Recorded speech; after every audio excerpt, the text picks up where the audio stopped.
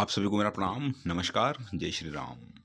स्वागत है आप सभी का अपने इस यूट्यूब चैनल पर। तो इस वीडियो में हम लोग बात करने वाले हैं जूनियर अकाउंटेंट 2024 के बारे में कि राजस्व मंडल में मात्र इतनों का डीवी हुआ, नियुक्ति 12 को होगी या नहीं, इस पर निर्भर है प्रोविजनल वेटिंग एंड एमई श्रेणी का केस दायर एंड आंसर की चैलेंज। तो इन सब चीज़ों के बारे में हम लोग 1 बाय 1 बात करने वाले हैं। आगे बढ़ने से पहले आपसे मेरी रिक्वेस्ट है फ्रेंड कि अगर आप चैनल पर नए हो, पहली बार आपने विजिट किया, तो राजस्थान की तमाम भर्तियों की लेटेस्ट अपडेट और करंट अफेयर के लिए चैनल को जरूर सब्सक्राइब करना और वीडियो को लाइक करना। आप चाहो तो मेरा टेलीग्राम ग्रुप ज्वाइन कर सकते हो, लिंक मैंने डिस्क्रिप्शन बॉक्स में दे रखा है। हम बढ़ते हैं फिर आगे। तो जैसा कि फ्रेंड आपको पता है कि राजस्व मंडल में आपका डीवी चल रहा है। बात करते हैं कि डीवी में क्या सीन है क्या नहीं है, कितने पदों पर प्रोविजनल आ सकते हैं, कितने पर वेटिंग आ सकती है। तो फ्रेंड्स वेटिंग का मैं इतना ही बोलूँगा कि लगभग 500 पदों के आसपास आपको वेटिंग देखने को मिल सकती है।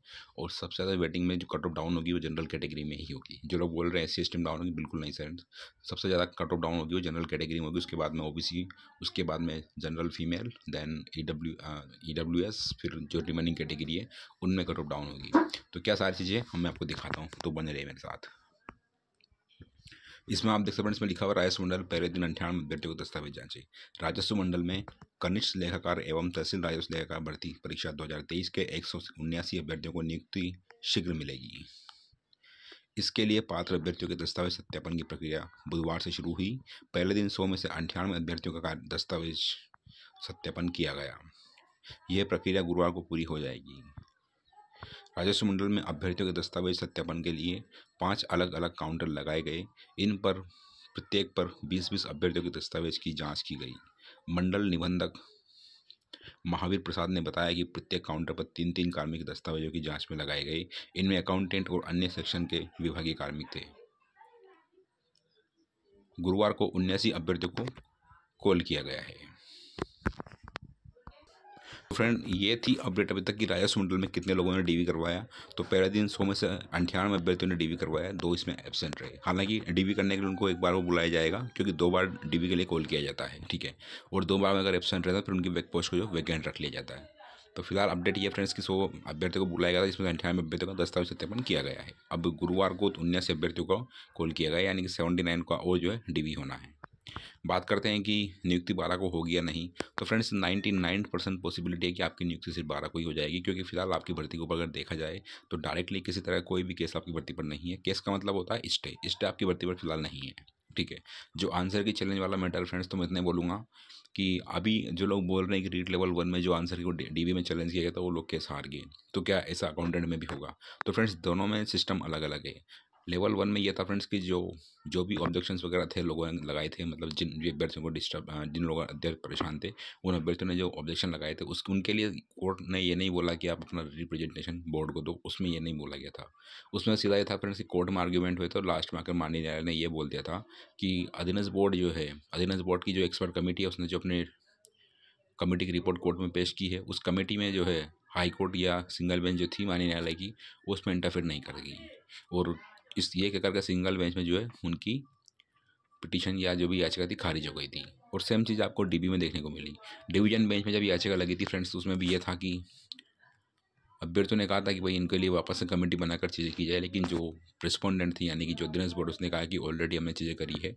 तो एक तरह से देखा जाए तो फ्रेंड्स वहाँ पर सिंगल बेंच का फैसला रिपीट हुआ है, सेम चीज़ें हुई है। ना तो दोबारा कोई एक्सपर्ट कमेटी बनी है, ना कैसा कुछ हुआ। ऑलरेडी जो है बोर्ड को बोला गया कि भाई ऐसा सिस्टम है, तो कोर्ट ने उनकी बात को मान लिया और अभ्यर्थियों की जो है डीवी में भी हार हो गई। अब क्या ऐसा हो सकता है कि अकाउंटेंट में भी ऐसा ही हो, जूनियर अकाउंटेंट में ऐसा ही हो? तो फ्रेंड्स इसकी संभावना 0% है। क्योंकि मैं इसलिए बोल रहा हूँ फ्रेंड्स, क्योंकि रीट लेवल 2 में अगर आप देखोगे फ्रेंड्स, लेवल 1 को छोड़कर लेवल 2 में ऐसा था कि कोर्ट ने पहले बोला था कि अधीनस्थ बोर्ड जो है रिप्रेजेंटेशन लेगा, जिन लोगों ने याचिका लगाई है उनकी लेवल 2 में। रिप्रेजेंटेशन लेने के बाद में चेयरमैन साहब ने खुद ने कहा था कि 2-5 क्वेश्चन के ऑप्शन चेंज हो सकते हैं, रिजल्ट रिवाइज करना पड़ेगा और कई सारे अभ्यर्थियों की इसमें सेवा समाप्त करने की नौबत आएगी, ऐसा चेयरमैन साहब ने खुद ने कहा था। लेकिन बाद में जो सिंगल बेंच का फैसला था उसको ऊपर कि उसने क्या कहा अधीनस्थ बोर्ड ने कि वो डीवी में चला गया, और डीवी में जो सिंगल बेंच के फैसले पर स्टे लेकर आ गया, ठीक है। उसके बाद डीवी में प्रोग्राम चला और मैंने डीवी में सुनवाई चली, और अभी तक आपको बता दो फ्रेंड्स कि उनका रिवाइज रिजल्ट जारी नहीं हो पाया है, ठीक है। कब तक जारी होगा इसी अधीनस्थ बोर्ड जानता है, इसका कोई नहीं जानता। तो इस तरह से आपका भी यही हुआ फ्रेंड्स कि आपके सिंगल बेंच में कोर्ट ने ये नहीं बोला, मतलब आपके जो भी आपके डॉक्यूमेंट्स है, जो भी आपने आंसर कुछ या चैलेंज को किया है क्वेश्चन पेपर को, उनके ऊपर कोर्ट में आर्ग्यूमेंट ना करके कोर्ट ने एक अच्छी बात बोली आपके लिए कि भाई पहले इनका रिप्रेजेंटेशन बोर्ड लेगा, उसमें ये लोग जो भी इनके पास सपोर्टिव डॉक्यूमेंट हो बोर्ड में जमा करवाएंगे, बोर्ड की टीम उसको एनालिसिस करेगी और उसके बाद में फाइनल चीज़ें क्लियर होंगी। अगर आप कभी सेम चीज़ लेवल 1 की तरह होता फ्रेंड्स की कोर्ट में आपके आंसर की को लेकर ऑब्जेक्शन होते या और आर्ग्यूमेंट होते तो डेफिनेटली आपकी भी हारने की संभावना ज़्यादा थी। लेकिन चूंकि एडिनस बोर्ड ऑलरेडी लेवल 2 में इस मैटर को देख चुका है कि रिप्रेजेंटेशन लेने के बाद में बोर्ड को जो है कुछ ना कुछ तो चेंज करना पड़ता है आंसर की में, डिपेंड करता है कि आपके सपोर्टिव डॉक्यूमेंट कितने स्ट्रॉन्ग है, कितनी सारी चीज़ें हैं। ठीक है, तो इतना बोलूँगा फ्रेंड्स, जिन लोगों ने याचिका लगाई आपके केस हारने की संभावना बहुत कम है, आपके जीतने की संभावना ज़्यादा मुझे नजर आ रही है।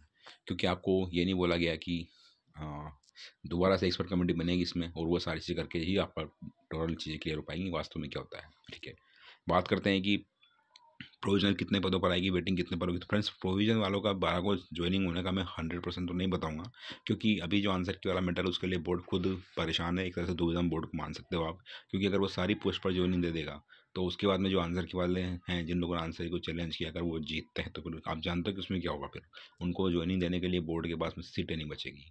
तो अपनी सुविधा को देखते हुए बोर्ड ने ऑलरेडी प्रोविजनल वोट बना रखा है। ठीक है, लेकिन अगर आंसर की में अदरनेस बोर्ड की जीत होती है और याचिका करता हूँ कि हार होती है तो फिर डेफिनेटली प्रोविजनल वालों को जल्दी ज्वाइनिंग मिलेगी। लेकिन ये काम तब तक नहीं हो पाएगा प्रोविजनल वालों को जब तक कि वो आंसर की वाला मैटर सॉर्ट आउट नहीं होगा, क्योंकि नंबर ऑफ वैकेंसी तो सफिशियंट है। ठीक है, और कितने लोगों ने याचिका लगाई क्या सारी चीज़ उसको देख करके बोर्ड आपको जो है ज्वाइनिंग देगा प्रोविजनल वालों को। तो ये डिपेंड करता है फ्रेंड्स किसका फैसला कब तक आएगा, क्या चीज़ें होंगी, उसके बाद में चीज़ें पॉसिबल है। बात करते हैं वेटिंग की। तो फ्रेंड्स आपने देखा कि 100 में से 98 लोगों ने डीवी करवाया है ना, और आप समझ सकते हो 2 में एबसेंट है। ठीक है, तो वेटिंग में इतना बोलूँगा फ्रेंड्स कि मैक्सिमम 500 पदों पर आप वेटिंग मान सकते हो, इससे ज़्यादा पर भी आ सकते हैं, लेकिन 500 पदों पर एटलीस्ट आपको जो है वेटिंग देखने को मिलेगी। ठीक है, और रही एम श्रेणी की बात, तो फ्रेंड्स फिलहाल कोई भी केस माननीय न्यायालय में दायर नहीं हुआ है कि मिनिस्टर एम्प्लॉय कैटेगरी को 2 बार आरक्षण मिला है क्या सारी चीज़ें, इसको लेकर के फिलहाल कोई भी केस दायर नहीं हुआ है। मैंने वकील से कंसल्ट भी किया था, वकील ने कहा था कि मैं कोर्ट में याचिका नहीं लगा सकता क्योंकि मैं ना तो पिटिशनर बन सकता ना ही रिस्पॉन्डेंट, क्योंकि मैंने एग्ज़ाम नहीं दिया है। ठीक है, तो ये था अभी के लिए, बाकी जो भी अपडेट होगी आपको बता दूंगा। तो फिलहाल के लिए इतना ही, मिलते हैं नेक्स्ट वीडियो में। वीडियो वॉच करने के लिए thanks, have a great day and all the very very best. आपसे रिक्वेस्ट है मेरी, अगर आपने चैनल पर पहली बार विजिट किया है तो चैनल को जरूर सब्सक्राइब करना और वीडियो को लाइक करना। आप चाहो तो मेरा टेलीग्राम ग्रुप ज्वाइन कर सकते हो, लिंक मैंने डिस्क्रिप्शन बॉक्स में दे रखा है। Again thanks for watching the video and God bless you all. I wish की जल्दी से आपकी ज्वाइनिंग हो, चीज़ें आपके लिए पॉजिटिव हो।